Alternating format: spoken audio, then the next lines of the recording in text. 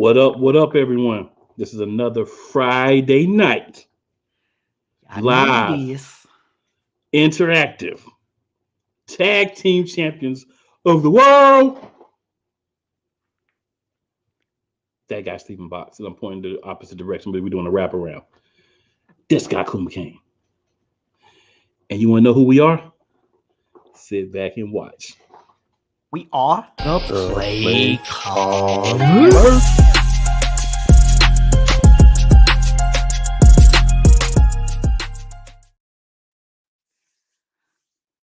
So, cool, man.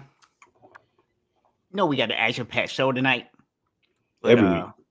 but we're not alone this week. We are not. We're bringing in a special guest. Yep, we like Michael Jackson. We are not alone.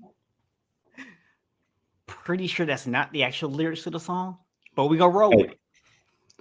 It's close enough, man. It's close enough. Ad-libbing for the 2022. That's the MC Gusto remix. I feel you. Yes, sir. Yes, sir. Ad-libbing for the 2022. All good, man. Coming All straight out good. of low cash. So, yo, man, tell everybody about our guest tonight, man. Who's joining us? Who's joining us? Well, this man really doesn't need an introduction, but we'll give him one. This is one of my fellow contributors on the NBA Carousel on Monday nights on the Sideline Sports Network. He's also one of my co-contributors on Thursday nights on the Sip-Off. And when we bring him on, we're going to let him tell you about something else that he's involved with too, but a fellow member of the Sideline Sports Network. Yep. Mr. Will Vogel. Let's go. What's going on, Will? What up, y'all? Thank you, guys. I appreciate the kind words. Cool. No problem. I am a host of a show on Sideline Sports called Basket Bros. It's Jacob Christner, Dom DeRubis, Jay Nelson, and I. We are talking basketball 2000s and back. Okay. So, in case y'all haven't figured it out yet, that means we brought Will on tonight to talk some basketball. And we got a lot of basketball to talk. Yes, we do. A whole lot. So, man, let's go and kick it off real quick. And by the way, man, I see we already got some people joining us in the chat. Do us a favor, y'all. Please let YouTube know that our show is worth sharing. And hit that like button. And if you haven't already, make sure you hit that subscribe button for yourself. So that way you don't miss it either. Yep. And then there's this little notification thing. You're going to want to hop on that too. So that way every week you can get that notification about your boys. Absolutely. So let's go ahead and we'll be like Will here. We'll just take it back a little bit. And let's go ahead and recap the NCAA Final Four and talk about the championships there. So I'm gonna let you go ahead and kick us off with the ladies NCAA championship. Well, we want to go back and hit those Final Four games real quick and just kind of shout out, the teams who made it there from the ladies' side real quick. But we know in the championship game who we had. But, we're going to do something a little different here today. Okay. We're going to let Mr. Will Vogel kick it off because I know he is a very adamant women's college basketball fan. So we're going to let him take us through the conversation of the women's Final Four. And then we can just add a little sprinkle on top. Hey, man. Okay, I'm all good being sea salt, bro. Okay. So we got South Carolina against, God, who was it? Oh, I can't remember who it was. It was so long ago. South Carolina played Louisville, I think. They did. South Carolina played Louisville, yes, sir. And Aaliyah Boston just killed it. She had a double-double again. And it was just a South Carolina barrage, as I like to call it. Then on the other side, we got my Lady Huskies, the Yukon Huskies, against the Stanford Cardinal, and that was a really good game.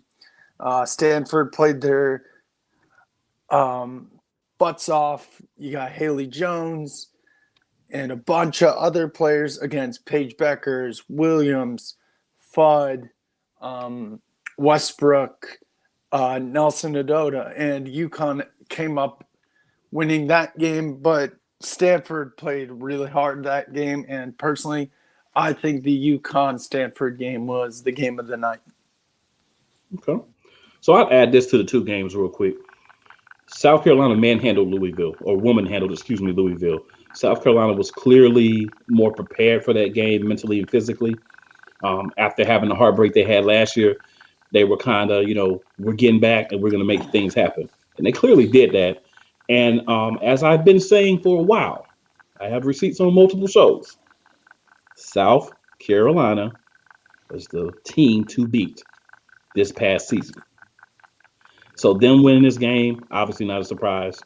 UConn and Stanford, let's be real, UConn was a number 2 only because Paige was out for an extended period of time and caused them to get some losses that they would not have got with her there.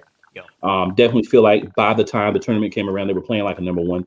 Honestly, they probably should have been a number 1. So, that's neither here nor there, but definitely expected them to win as well. I did really good in the Final Four for the women's, but that's where it stopped. Any thoughts on you, co-host? No, I think y'all pretty well covered it, man. I mean, we did talk about, that beforehand. We both agreed on those games, and we also both said that South Carolina would, win. So nailed that one. Nailed it. We got a comment over here about the men's. When we get to that, we'll address you, sir. We'll address you. We'll just go ahead and throw it out there just so he can go ahead and see it. Yeah, so he'll feel happy. But then the championship game, obviously, we had UConn and South Carolina. I thought it was a really good matchup. I thought it was two teams who played really well. They played as hard as they could. UConn did not take the ball to the hole a lot in this game. They settled for a lot of jumpers. They didn't seem as aggressive to attack the goal.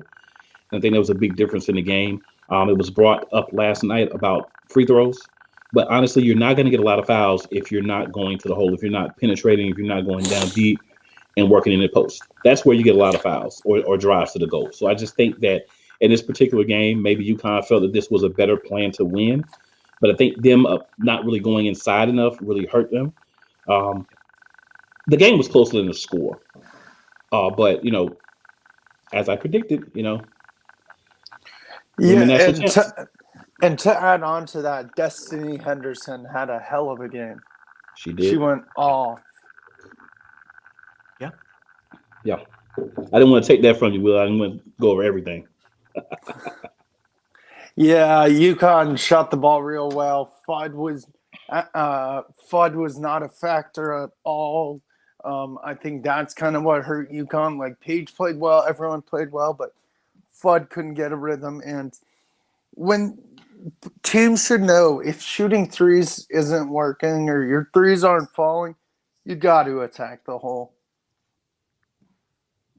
Yeah, Westbrook didn't really give you guys a lot in that game either. She only gave you 7. No, and Nelson Adota had fouls early, so that didn't help either. Yeah. Because I think she was guarding Boston. Yeah.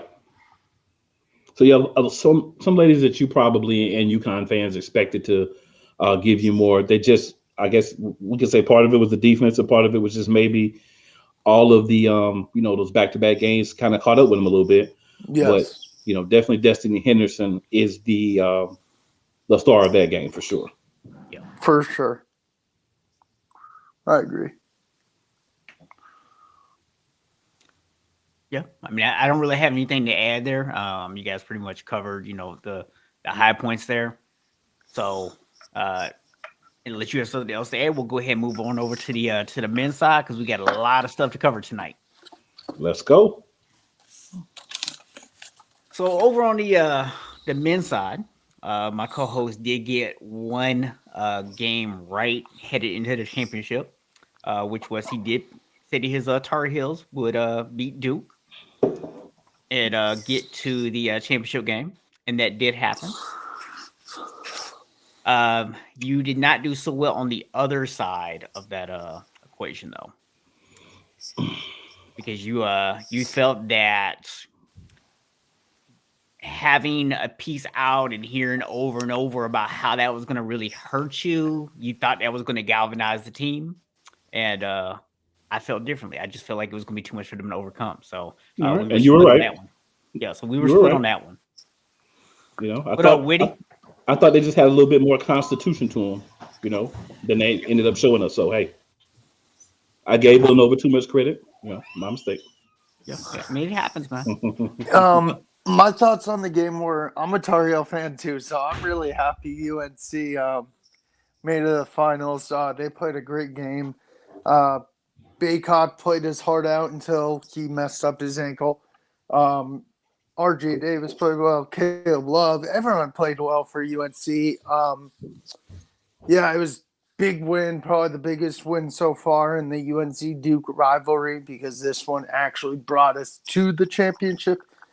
And then on the other side, I predicted that Kansas would win the game because it was actually a toss-up between Kansas and Villanova for days before, and then I actually stuck with Kansas because I actually thought the injury to Moore was actually going to hurt them, and it would just be so much pressure on Gillespie, and it came to be that it was a lot of pressure on Gillespie, and that's all I have to say about those two games. Yeah, to quickly touch on the Carolina game here with Duke, there's been a running concern that I've had all year, and that's the lack of depth. That's the lack of bringing and using players on your so bench. Small. Right. You have guys on the bench like a Kerwin Walton. I know Anthony Harris had some issues. I believe it was with academics that happens. But you had guys that you should have brought in and gave minutes Puff to. Johnson. Yeah, Puff should have got more minutes. Dontrez Styles should have got more minutes. You had guys on the bench that you should have gotten in, give them 5-10 minutes. Not a lot, but just allow guys to rest a little bit because, you got a lot out of Manic, got a lot out of Baycott, got a lot out of Cook, Love, a lot out of Davis, and then Leaky Black is basically shadowing the best wing defender on the other team and sometimes even switching on the bigs. So I think you have to, one of the things that Coach Davis will need to do for next year is be more just focused on those 5-10 minutes of getting those guys rest, especially in the second half. So there's something to happen. Yeah, Whitty. Whitty, Killing them tonight. Whitty, he's MC Gusto, man. That's what we're rolling with. The lyrical assassin. Yeah, man. One thing I just want to do real quick, man, is I want to go ahead and actually give my co-host a shout out because I know a lot of people, including a lot of UNC fans, were not very big on their coaching hire at the beginning of this season. They didn't feel like he was the right guy for the job. And my co-host over here, from day one, both on this show and behind the scenes, said it was a great hire. It was the right hire, and he loved the hire. And for them to actually make it to the championship game in his first season, you can't ask for much more than that. I know, obviously, you would have loved to have actually won the game and got the championship, but I mean, that was a great first season. So just want to give, a little acknowledgement there because my co-host has been on that one the whole season. Acknowledge me. Shout out. What's up, Alex? If you, I'll bring up the championship game real quick. Our guys, we started off great. Halftime, we were up a lot. We were up 15. Never thought we were going to blow this lead, but I knew Kansas was probably going to spark up a little bit in the second half and make a run on their own. Didn't expect this big of a run. Credit to them, but it was a hard-fought game. UNC got banged around a lot. Manic got hit in the head a few times. Baycott had to fight for rebounds. We had to fight for shots. It was a back and forth ticky-tack game. Unfortunately, UNC lost, but credit to Kansas. They played amazing. And also, huge ups to UNC, like you said, Steven. Coach in his first season gets his team to the championship. Beats Duke in the Final Four, your biggest rival. Sends Coach K away with a loss. Play you're an 8th seed, but you're playing like a top 3 seed. Like, what more can you ask for? Yeah, definitely. For me, man, for the championship game, we know who won. They also won. No excuses. I'm not one of those guys. We had opportunities. I think you have to shout out Puff Johnson because if Puff Yes. does not play the way he plays, we're not even talking about a close game. We're talking about UNC getting smacked in the championship game and getting embarrassed. So big ups to Puff. I mean, he didn't put up a lot of points, but just energy, timely shots, no fear, just like his older brother pulling up, just no fear. So I love that, and I hope he gets an extended role next year. I know his freshman year was marred, and in the beginning of this year with a lot of injuries, but once he got on the court and got over that, man, he was definitely able to be that 6 or 7 guy for us, and we definitely needed that. You know, you can't miss shots at the end of the game. You can't throw the ball away. You can't take your foot off the gas, and you can't allow kids to just bust it a whole game and expect them to be fresh. Like Coach Davis, like my only complaint, I'm not worried about the win or loss. Getting there was the goal. So for a lot of UNC fans, the goal is win or nothing. First year head coach, person of color, first time ever taking a team to the championship as a first year head coach. So that's an accomplishment. Winning the game obviously would have been better, but the last 2 times that this happened to us, the next year we came back and won the championship. So hopefully we can make it 3 for 3. No guarantees in sports, but hopefully. A lot of these guys can be back next year. Manic, obviously the exception. There is no opportunity for him to come back, and that's a big piece that we'd be missing. But I hope the rest of those guys, we got some NIL money they can get. I hope the rest of those guys come back and let's try to run it back. But big ups to Kansas. I'm not going to complain. They I'm did not what they were either. supposed to do. You got to go out there and beat the other team. We forgot that it was in the second half, and Kansas did not. It is what it is. Yeah. I mean, it was like you said, man, it's one of those games where, your youth and the fact that you didn't have a lot of depth that had quality playing time throughout the year caught up to you because you didn't have guys who could maybe step in and handle some of that pressure as that comeback started. And we saw, the same thing when y'all played Baylor. But, you were able to get that game to overtime, kind of get that reset, recompose yourselves, and go out there and play well in overtime. You just never got that chance. But even with that, man, if you don't have some of those injuries, this could have ended up being a different game. Y'all might have been pulled out at the end. So, I mean, I know it's disappointing anytime you lose a championship game, but gotta respect what they did this year. Played with house money. Exactly. And Whitty also says St. Peter's forever. I mean, hey, that was an epic run. They're gonna definitely get remembered, but yeah, the Peacocks went way deeper than we thought. Yes, they did. This guy. All right, so real quick, man, we're gonna do shift gears, and I don't know how many of y'all know this or not, but my co-host over here is covering the Atlanta Dream this coming season, and they do have the #1 pick in the WNBA draft. Now, I just want to let y'all know I am keeping an eye on the viewer numbers in the top left. Don't start logging off because we start talking about the WNBA. We watching y'all. I'm gonna call y'all out if y'all dip on us right now. But I'm gonna let my co-host talk a little bit about the Dream and that #1 pick. Hey, Billy V, listen, just to close up the UNC talk, anyone who is a fan of the team and does not say what you just said knows nothing about basketball, because I 1,000,000,000% agree. Yep. We don't make it there without Manic. Manic was a major part of the team this year, and I wish he had the opportunity to come back, but unfortunately he doesn't. So it is what it is. Moving on to this wonderful WNBA. Shout out the Atlanta Dream, because what the Atlanta Dream did was they decided, you know what? We know that Ryan Howard is an impact player. She's been a star, 3 seasons of 20+ points a game average. She's a versatile player. She's, I believe, 6'2", so she can play on the wing with height. She can go down low, so she could be that 3, sometimes play 4 on small ball lineup.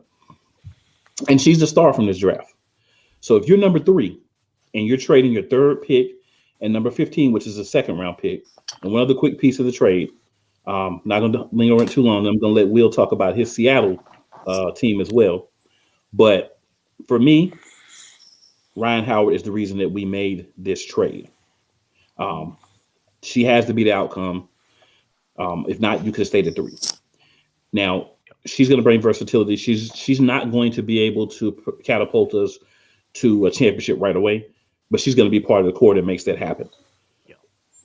So, shout out to them for just giving up the 15 pick. And then we have another first round pick next year from the Sparks. So we're allowing the Mystics, who we traded with, the opportunity, if they finish better in the standings than the Sparks, then they can swap the draft picks. So not a lot that we had to give up to go and get, to me, the most surefire star, the most rated scorer, the person who's going to play, the hardest on the defensive end while still giving it to you on the offensive end. That's who we should be getting. I expect no less. And what up, Biggie? So I'm a Seattle Storm fan. Have been for a long while. And we have the 17th pick, the 18th pick, and the 21st pick, which is in the second round. And we're looking at guards. I looked at SB Nation. I looked at ESPN. And we need to find a replacement for when Sue Bird retires. And the name I see, and there's a bunch of them. There's a guard from LSU. There's a guard from, I think, Australia. There's a guard from different schools. But the one that I'm keeping an eye on, and shout out to Tyler Ingram, is Lexi Hull. She's from Stanford. She played with Haley Jones, and I wouldn't mind Lexi Hull with one of those picks. I think Lexi Hull's a really good player, and I think she would be good for the Seattle Storm. Cool. So do either one of y'all have anything else to add? Any other big WNBA news that we might need to be aware of heading into this draft? Not with the draft, but Brittany Griner is supposed to be released 2 days after the WNBA season has been started. If you guys haven't kept up to date, which I don't know if you guys have, not saying you haven't, she is detained in Russia currently as we speak. Yeah. For me, there's a lot of young ladies that we saw in the NCAA tournament, and we're going to see a lot of those young ladies hopefully get called in one of those 3 rounds of the draft. So definitely pay attention. This is a great opportunity for people who may have wanted to start getting into the WNBA, but just may not have had the time, may not have cared that much, whatever. But this is a great opportunity to jump in because these ladies play at a time of year when we don't have other basketball going on. So they're going to be the highlight as far as basketball goes. There's going to be other sports going on, USFL, as well as Major League Baseball. But for those of you who love basketball, I challenge you. Watch some WNBA games. I promise you, you're going to find a team that you really want to watch because those ladies play good, solid, fundamental basketball. And they're condensed to 12 teams. So you don't have a lot of 5 really good players and 7 people that shouldn't be in the league. And you have a good mix of people that really can play. And in my opinion, I don't know what Cool thinks. I don't think there's really a super team per se. Anybody can win. Well, we have a couple of people that might have other opinions, but I agree with you. I think some teams have amassed more talent than others, but I don't really see a super team. But if you wanted to say one, you'd have to say the Sparks. If you wanted to say one before the season starts, yes, like I agree. On paper, you'd have to say the Sparks. I agree. So, after the draft happens, we would definitely have some follow-up, talk a little bit about what happened. And then I know throughout the season, Cool, I know you're going to be, dropping some videos probably on our YouTube channel for the Dream as well. So, if y'all are fans of the Dream, make sure you check that out because I know Cool's going to be doing some stuff with that as well. And some articles on the Inscriber. Check that out as well. For sure. All right, man. Keeping this thing moving right along. We're going to keep it in basketball and we're going to head on over to the NBA because it's almost playoff time. Playoffs? We have a pretty good idea who's in right now, really. We're getting pretty close. Don't talk to me about playoffs. That's what Lakers fans are saying right now, except for you, because you, sir, called this the whole time. But the rest of them are like, don't talk to me about playoffs. Yeah, I've been telling people, I'm going to go ahead and say it right here, right now, so my co-host can back me up. I've been saying the Lakers will win the playoffs since Christmas. Hold on. No. I'm going to give you your props. So we're going to do it like this. This man right here, Stephen Box, at Box Talk Sports on Twitter, has been saying, honestly, really, since the Russell Westbrook trade, that this was not going to work. See, I took LeBron and AD for their word that they would actually shift and play the way that Russ would need them to play for him to be successful. So that's my mistake. I've learned my lesson. You don't trust LeBron or Anthony Davis either. So that's fine. I know now. But Russell Westbrook was who everyone thought he was, including me. The difference for me, the bench of the Lakers, those guys are very wishy-washy. They never really had a true big that could really do much for him throughout the season. And everything, all roads had to go through LeBron James when he played. You cannot win basketball with as much talent as in the NBA right now, playing basketball that way. You have to allow guys to give you what they can. If there's a shooter, you don't have to pass me the ball. You dribble down, you pull up. If you're athletic, explosive, and you can make the plays, don't let me drag you down. But that's what I saw a lot of from that team. And it's not intentional. LeBron didn't go out there and say, oh, I'm going to screw up my team because I think that's funny. Ha, ha, ha. That's not what happened.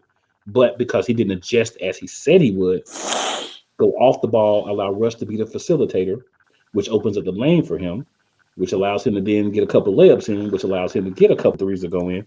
You did not do those things for him. So if you're not going to do the things to make the guy successful around you, LeBron, then that comes back and falls on your shoulders. That's, to me, what happened with the Lakers. But shout out to this guy because he said it. Yep. Early. Most realistic Lakers fan you will ever meet. Sadly enough, that is true. So I'm going to say this real quick, and Will, I'm going to get your opinion on this, and then we'll jump into the rest of the playoff standings. So I know at least one of your co-hosts who disagrees with what I'm about to say, and that's Jacob Christner, because I've seen him make several comments on social media about how he doesn't think Frank Vogel should be blamed. I don't blame Frank Vogel for this team. That's Rob Pelinka's fault. He put together this poor roster, and he deserves to be fired. But to say that Frank Vogel does not deserve any blame for the season is just stupid to even say. I'm just going to be blunt about it because here's the thing. You were the one who night after night after night continuously put poor lineups on the floor. You were the one who refused to actually try anything different that might actually help you. You refused to ever make the adjustments you need to make. And as the coach, that's your job. You can't control who you get on the roster, but you can control how you utilize that talent. And as a coach, you did a poor job of utilizing the talent. He's a defensive coach. Now, we screwed him over by going out and getting a team that couldn't play defense because they were all old. But at the same time, you have to be able to adjust. And if you can't adjust, then you don't deserve to be coaching the team. So as far as I'm concerned, Frank Vogel and Rob Pelinka both need to be gone in the offseason. So my opinion is, Stephen, I agree 100% with what you said. Rob Pelinka, it's your fault. You put this team together. You designed it. You put these guys on the same team. Frank Vogel, you deserve some of the blame too because, like Stephen said, you put out these poor rosters. Who's the one who puts out the rosters? Oh, let me see. The head coach. Not the assistant coach. The head coach. He puts out a lineup every day. It's his job to put who's starting and who's on the bench. So, yes, I agree, Stephen. Both definitely have to be gone in the off season. Absolutely. I mean, all I can say is 100% agree. I mean, Vogel should get another job, but he's got to be out of the Lakers. He's not going to survive in that type of environment. He needs a young team or a team that's just kind of coming into their own to coach. And exactly. He needs a young team. Yeah, not a team that's a couple of years away from retirement. Long in the tooth. Oh, excuse me. Exactly. Cool. Yeah. So I mean, if you're a Lakers fan, you should absolutely be mad at Rob Pelinka. You could have had DeRozan. Now he wasn't going to be the same thing in LA that he was in Chicago this year, Yep. but he would have been a better fit than Westbrook, and you wouldn't have had to given up a lot of your young defensive pieces to get him.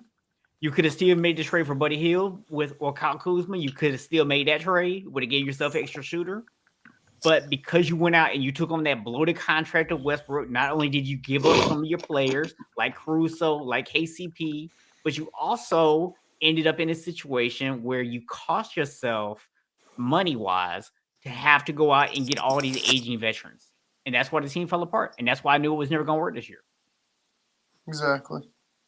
So that's what I'm going to say about that, because Lakers aren't even worth any more in my breath this year.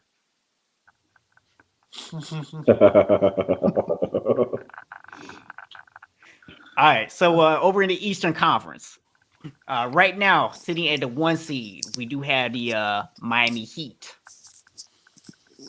Sitting at the 2, we got the other team that I'm a co-host covers is the Milwaukee Bucks. 3, you got the Celtics. 4, you got the Sixers. Got the Raptors at 5, the Bulls at 6. Right now, in the play-in scenario, you would have the Cavs at 7, the Nets at 8, the Hawks at 9, and the Hornets at 10. And I believe that's pretty much set at this point. Those are pretty much set. Yeah, that's definitely solidified. So, as far as we talked about this last week. I don't think anything changed. But Will, you weren't here last week, so I'm just going to get your thoughts. So that 9-10 game, Hornets Hawks, who do you have winning that game? Well, I was on a show with Cool. I was on a show with Cool the other day, and he kind of convinced me the Hawks are gonna win, but I'm still leaning towards the Hornets because you got Miles Bridges, you got LaMelo Ball, you got Terry Rozier and stuff. And I get it. Trey's gonna get his own. He's gonna probably get a double-double, make some threes, but I just feel like this youth of this Hornets team will just give it their all and say, hey, we could have been so much more this year. Let's get a statement win against Atlanta and hopefully win this game. And then that Nets and the Cavs game.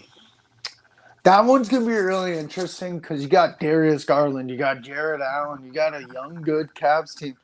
But the experience of Kyrie and KD is going to be way too much for the Cavaliers. So give me the Nets. So now, are you taking the Cavs to win the 8th seed in that case then? Against who would it be? In your scenario, the Hornets. It would be against your Hornets. The Hornets. I would see. Yes. I do, honestly. Even as a Hornets fan, yes. I think the Cavs are just so good right now.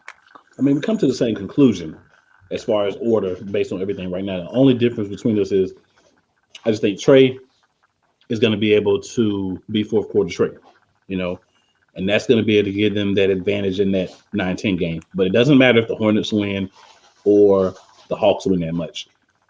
I don't see either one of them beating Cleveland, and I don't see Cleveland beating the most prolific scorer possibly of all time, the possible GOAT scorer in Kevin Durant. Yeah. That man don't brush his hair. He don't put on lotion. He plays basketball, and that's it. And that's why he's the GOAT scorer of all time, in my opinion. So you're saying that like if he actually took out the time to put on some lotion every day, he wouldn't be as good. I don't know. You just said. That's not what I'm saying. But what I'm saying is he doesn't even waste the time for those things. He's focusing on the game of basketball, not lotion and brushes. Basketball. You know what I'm saying? That's what he focuses on. All right. So Will, I'm going to ask you, man, and looking at the matchups that we would have right now, is there a matchup you're particularly excited for in the first round of the Eastern Conference? You would have to, okay, let's see. So Heat would play the. So the I'm Heat trying would to play the think. Cavs. I'm Yeah, the Heat sorry. would play the it's Cavs. just so No, you hard. good. So you'd have Heat Cavs. Okay. You would have Bucks Nets. You would have Celtics Bulls. And Sixers Raptors. The worst case scenario for the Sixers. Yeah. The worst case scenario. Bucks Nets, a rematch of last year's Eastern Conference Finals, will be a great series because you got Kyrie and KD against Giannis and Middleton. So that's the go-to series for me. So Gilbert said KD doesn't even eat. He definitely Probably did. not. Oh, See and how Snowman, skinny shout that out. guy is?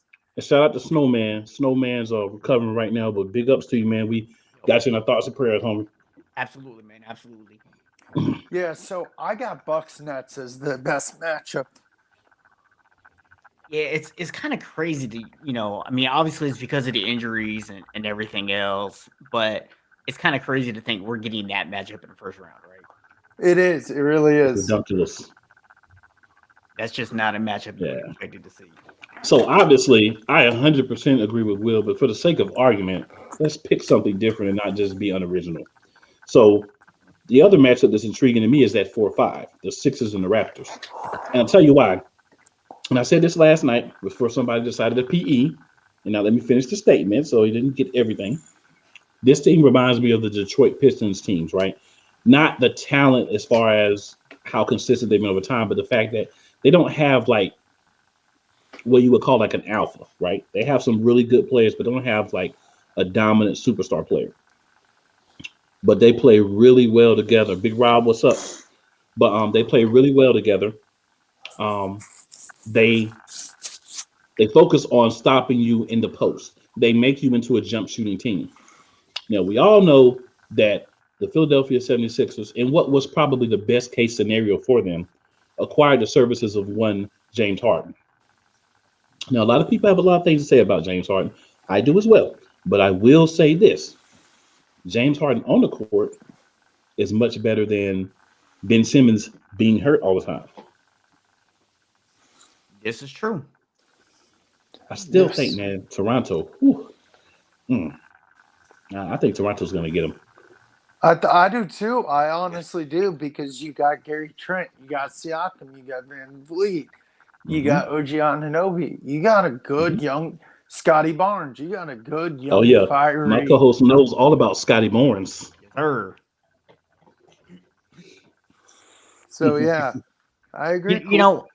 And I gotta say, man, that you don't hear a lot about him from a lot of people who are not real basketball fans, because they kind of give all the credit to Kawhi for the championship. But Nick Nurse is a fantastic coach.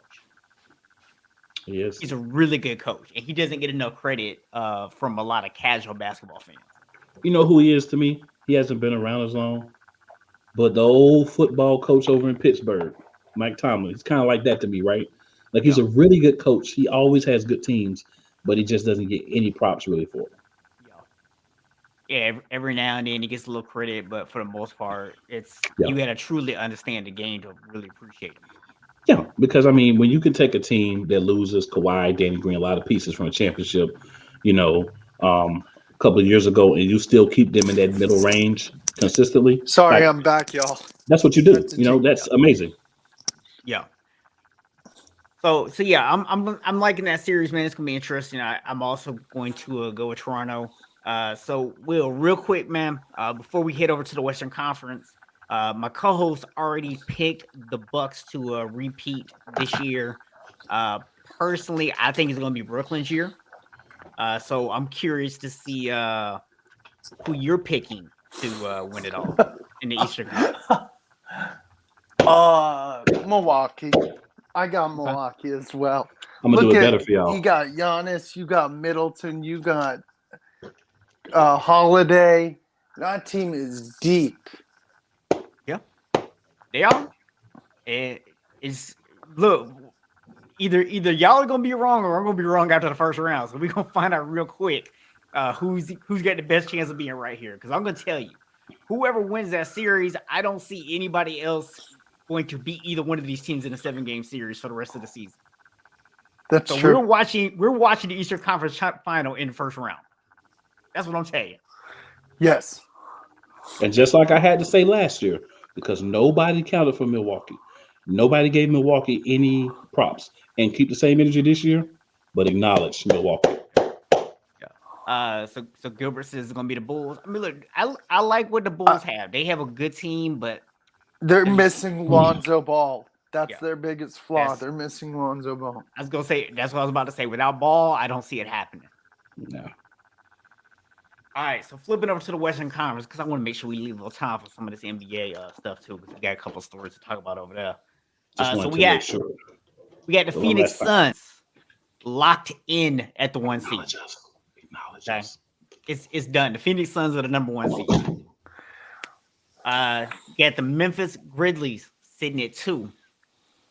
You got the Warriors sitting at 3, the Mavs at 4, the Jazz at 5, the Nuggets at 6, and right now in the playing game, you got the Timberwolves, the Clippers, the Pelicans, and the Spurs. And that is set. That is locked in. So we know who the 10 teams competing for the playoffs are. So right now, let's talk Pelicans Spurs. Well, and then I'm gonna yeah, I'm gonna go ahead and ask the follow-up question right now. Does it even matter who wins this game? I don't think so. Go ahead, Will. I'll let you go first. I don't think so. I don't think it matters personally. So just pick a winner. It doesn't even matter who you pick. In both games, I got the Spurs, even though you got Brandon Ingram and CJ McCollum playing real well, because I just think DeJounte Murray is going to be a lot to handle for them to guard. And then I know the Clippers got Norman Powell back and they got Paul George, but I think that you got D'Angelo Russell, Anthony Edwards, who just dropped 49 the other night. You got Karl Anthony Towns. That team's young and hungry, but I don't think it matters who wins this series. Well, I'll give it to you straight, quick, fast, and in a hurry. Spurs are going to beat the Pelicans. Clippers are going to beat the Timberwolves. Timberwolves are going to beat the Spurs. So the Clippers and Timberwolves are just going to switch. That's basically all the outcome of all this. Yep. I agree. All right, so we're looking at Suns against Timberwolves in the first round. Mhm. We'll have Grizzlies against Clippers. We will have Warriors and Nuggets and Mavs and Jazz. So out of those series, which one are you most looking forward to? I am looking for – well, the Warriors-Nuggets one will be interesting, but the one that got me that I could see 6 or 7 is definitely Jazz versus Mavericks. And yesterday on the sip-off, I actually picked the Mavericks, but now that I've thought about it, the depth of the Jazz is just so much. You got Donovan Mitchell, you got Rudy Gobert, you got Mike Conley, you got Rudy Gay, you got Jordan Clarkson, you got Bogdanovich. I personally think I've got the Jazz in 6 games. They have Whiteside as well. And they have a Hassan Whiteside coming off the bench. Yeah, Crazy. Dan Gilbert is not going to be happy to hear that, man. He's not going to be happy. Well, you know. Nope. He's a Mavs fan. Hey, listen, man. I'm going to say this, and I said the same thing last night. Nothing has changed in my mind. You have a Dallas team that can't win series. You have a Jazz team that can't win series. Someone has to win. Luka's too ball dominant, unless he's going to start to float away from the ball dominance. That's why they continue to lose series. Nope. You know, you've got Dinwiddie there now, so maybe you will default to him some. But based on the history of what we've seen from this team, I'm definitely going to go Jazz, probably in 6 or 7, because it's going to take many games because neither one of them feel like they want to win. Slim Down Luka's been there every year, sir, and every year you go straight home. So I will need a better argument that they don't have a guy who gets beat every year. I'm going to need a better argument, sir. Yeah. So I'll tell you, I'm a little bit torn. I think the Grizzlies and the Clippers will be an interesting one to see how that one goes. I know that Kawhi is now back to playing 3-on-3. So is it possible that he actually makes it back at some point in that series? That could definitely make it interesting. And then obviously the Warriors and the Nuggets. I like this because it's a very interesting style contrast. These are two very different teams, and I'm going to be curious to see which team's able to impose their style on the other team in that series. That's what's going to make that interesting. Yeah. Just one quick final comment for Mr. Gilbert. So, if I'm correct, and anyone correct me if I'm wrong, is Luka Doncic not still the ball dominant point guard who does not give the ball to his teammates in the fashion that he needs to at all times? He does it sometimes, but not all the times. If the answer to that question is yes, yeah, some pieces will have moved around him, but guess what? It's still Luka, and Luka still has to relinquish some control. I don't know if you were watching earlier, but it's a similar situation to LeBron James. You cannot be ball dominant. You have to move the ball around, let other guys get it, and you actually will probably get better shots that way. But Luka has not crossed that threshold yet. And it's not a knock on him, but until he does that and shows me that, I'm going to pick against him. Yeah. As much as I like Luka, I agree 100%. Yeah. You know, I don't have any problems with Luka, but the truth is the truth. But You here's the thing. can't handle the truth. I hear where you're coming from Gilbert, that, yes, his assists have gone up since the trade deadline. But here's the thing. You also have to keep in mind that the playoffs are a different scenario. You can't judge what somebody's done in the regular season here. We're going to find out when the pressure's on, when Dallas really needs somebody to step up.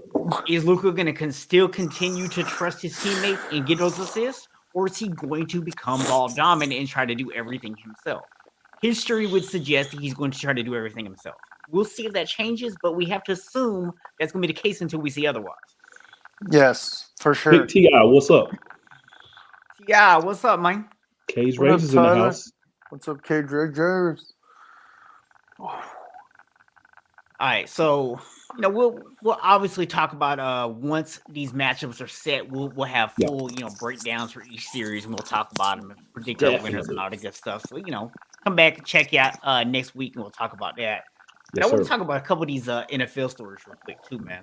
Let's go. So obviously, big story that just came out or is really starting to kind of get highlighted here is that the former Titans head coach, Mike Mularkey, came out on a podcast and admitted that he was told he was going to get the job before they ever even interviewed a minority candidate. And Ray Horton ended up being the minority candidate that they hired.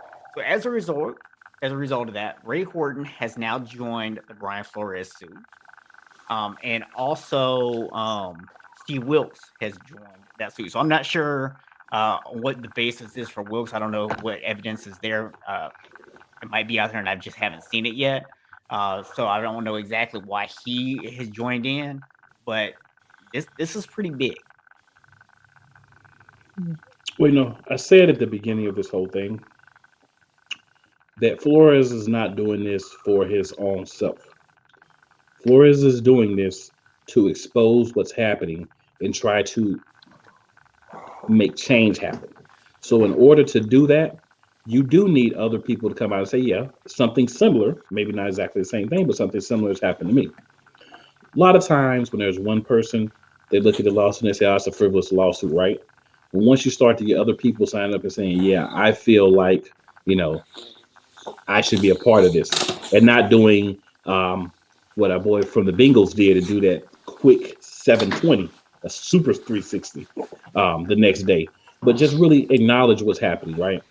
And then the NFL has, put out the new thing where you have to have a assistant that is paid by the NFL, but that is a person of color or a female.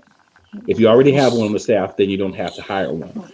But I think that's probably about the best we're going to get at this time, because the truth of the matter is, and I mean, we can go over the lawsuit for 20 days, 50 hours, 11 hours, whatever.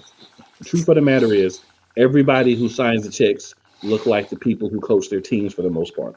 Everybody who signs the checks look like the people that are the general managers. As long as that continues, you're going to continue with the same thing. You have the Broncos up for sale. NFL, you have people of color, minority candidates who are putting together groups to attempt to buy this team. Take those groups seriously. Let's allow people of color to enter that door and get teams. If you're not going to, and I'm not saying you force that, I'm just saying give them a fair shake and let's see what happens. That's where the real change is going to happen at. I agree 100% with what Cool said. I couldn't say any better myself. Yeah, and I think the big story here, the big part of this is, it's easy enough for people when the only people stepping forward are minority candidates to say, "Hey, I feel like this happened," or whatever the case is. It's easy for people to brush it under the rug and say, "Oh, you're just trying to play the race card. You're making stuff up, whatever." It's easy Right. for people to brush that off. When we start having like the Bill Belichick text message that came out, you even saw like people try to discredit that. Well, now you have a white head coach, or at least former head coach, coming out and saying like, "Hey, I was actually told I was going to get the job beforehand." Now, I'm sure some people are going to try to dismiss this too, and they're going to try to say, "Oh, he's just bitter because he's not the head coach anymore," and all this other kind of stuff. And I got to tell you, man, this dude was the head coach long enough to go there. That's some major bitterness if he held on to it this long to Right. He's a wait to very break this petty out. individual. Yeah. He's a Right. super petty individual. Like super petty, bro. Yeah. So, but you're going to have people try to discredit it. You know what's going to happen. So to me, it is a situation, my co-host talked about this when we first started having this conversation when the lawsuit first got filed. This did not happen without evidence. This lawsuit did not get filed based on what somebody thought was going on. Yeah. My Right. co-host even told y'all that text message is only the beginning. There was there had to be something else, because that text message alone was not enough for Brian Flores to bring this lawsuit. There had to be something else. So now y'all are starting to see some of the other stuff. You And the thing is, my bad, Will. I just want to say this real quick. no, The other I part agree. of this is it's really, really crazy that you're sitting here and we're talking about this, right? And the way that it's being handled is completely different from the Deshaun Watson lawsuit. We don't have lawyers going on TV making this a grand spectacle. We have guys saying we have evidence. As we need to, we will place things out there, but we're going to hold on to our evidence because we're not here for the grandstand, right? We're not here for that. So we did I have agree. just real quick. We have a question that popped over here in the chat about the Packers, and we can circle back to that. But actually, in the chat, we have Cage Ragers, who is a Packers fan. So, Ti, man, if you want to answer that over there in the chat, man, that would be awesome, man. Put people to work. You show up in the chats over here, man. Oh, yeah. Yeah, we can circle back to that definitely, man. Yeah, it is interesting, man, just to see the contrast and how things are being handled. Right? It's why is this not being made into a bigger deal? That's a really good question. Exactly. Can't quite put my finger on why it might happen, man. It's just I'm at a loss. I am not taking the bait, sir. I'm not taking the bait. Well, I hope that everybody can tell by my tongue that I need sarcastic. So, The low hanging fruit will not be attacked. to Dan Gilbert's comment about Jay-Z, Jay-Z is solidly in the pocket of the NFL, sir. Well, Peanut, I'm gonna agree with you. Um, they never gave him what he really needed to be a consistent winner. They gave him a line without receivers. They gave him receivers without a line. They always did give him a running game. But I think the part to understand about it is they honored his request. He asked to move. He asked to be gone, and they didn't try to hold him. They didn't try to make 7 teams bid. They said, where you want to go, we'll send you there. So I think at least for that part of it, I respect the fact that the Seahawks handled it that way. They didn't make it a big story again. They didn't make it a big production. They worked on it behind the scenes, made it happen, and boom, it was done. So do respect them on that level, but I do, to your point, he could have been handled better all the years that he was there. Yeah. Oh, yeah, because he was a top 10 quarterback. He could have gotten a better O-line. He could have gotten better weapons. Well, I'm not going to complain about the way they treated him all those years. And I'm not and I'm not mad at all that they sent him out. So as far as I'm concerned, Seattle, you keep doing the things you do. Y'all are doing things right up there in Seattle. Just keep up the good work. He said the type of things I say about the Arlington football team. Yeah, as a matter of fact, if you got some extra personnel people that you can send down to work for the Rams, that would be great. So, real quick, man, I want to address this situation because I've been getting obviously my PMs blown up the last couple of days about this situation with Deebo Samuel. And for those of you who do not know, he apparently unfollowed the 49ers and deleted a bunch of photos off his Instagram. And I'm going to just make this really simple. I like Deebo. I would love nothing more than for Deebo to be a 49er for his entire career. But listen,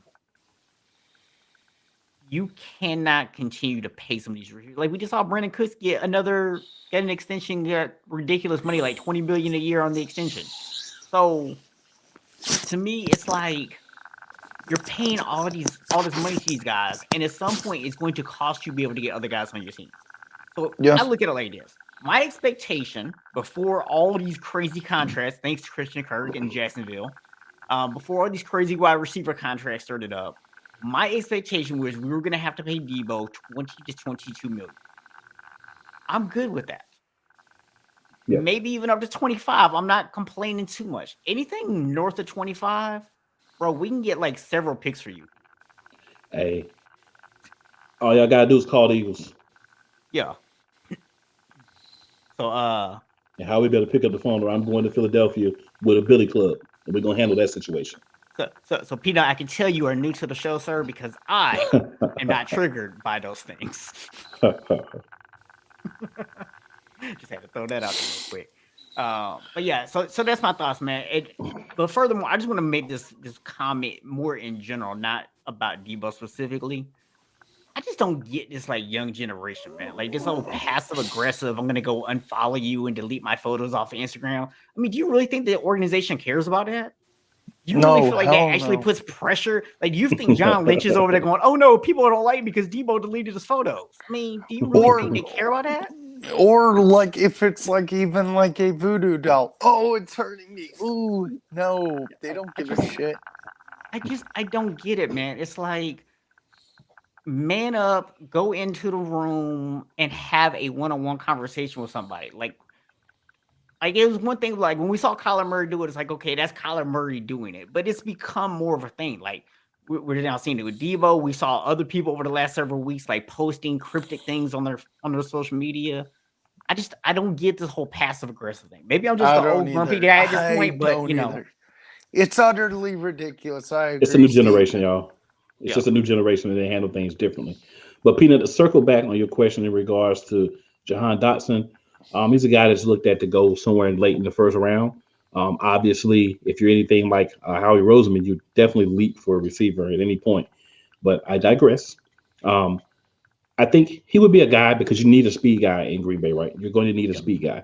So he's a guy, he's like 5'11", from the Nittany Lions. He's caught the ball from, let's just say, not the best quarterbacks, but unlike a certain person who will remain nameless, he still was able to put up numbers because that's what good receivers do, right? So just want to put that out there. That is a shot. But what I will say is I think he would be a good fit if he's there when you guys pick, or if you guys decide maybe to straight up a few picks if you feel like you can jump in and get him. But I think he's a guy that could definitely help. And let's be honest, you can put a marginal receiver with Aaron Rodgers, and you're going to make him look better. And you're going to have Aaron Rodgers for a few years, right? People down Aaron Rodgers because he doesn't make championships all the time. And I get it. It's fair. But don't forget, Stephen A. Smith did say one thing true about him. He is a bad man, especially the regular season. he's a bad man. Yep.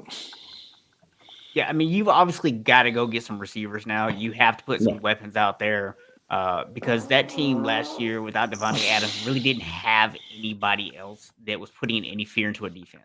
So, you have an opportunity now to go out and draft a couple of young guys, and Dotson would definitely be a good piece for that puzzle who can now actually give you more weapons. You could conceivably come out of this draft actually in better shape than what you actually were last year with Devontae Adams, because you'll actually have more than one guy who can actually put some fear into a defense.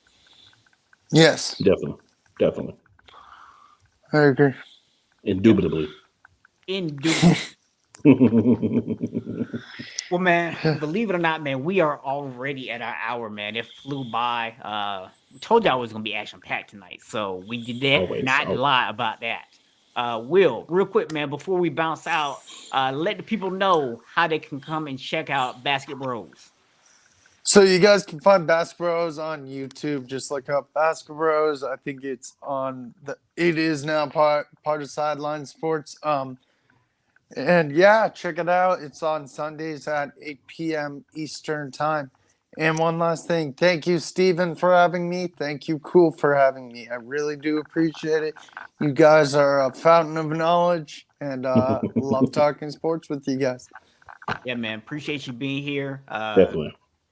Also appreciate everybody over in the chat, everybody who tuned in live tonight, man. Appreciate y'all as well. If you haven't already, man, please go and hit that like button. That's what lets YouTube know that they should share our show with more people and helps us grow our audience. So we would really appreciate that like. And then subscribe as well. Yes. And then come back next Friday, 7 p.m. Eastern Standard Time for some more Play Caller Sports Talk. Because we are the tag team champs of Interactive Sports Talk. Of the world.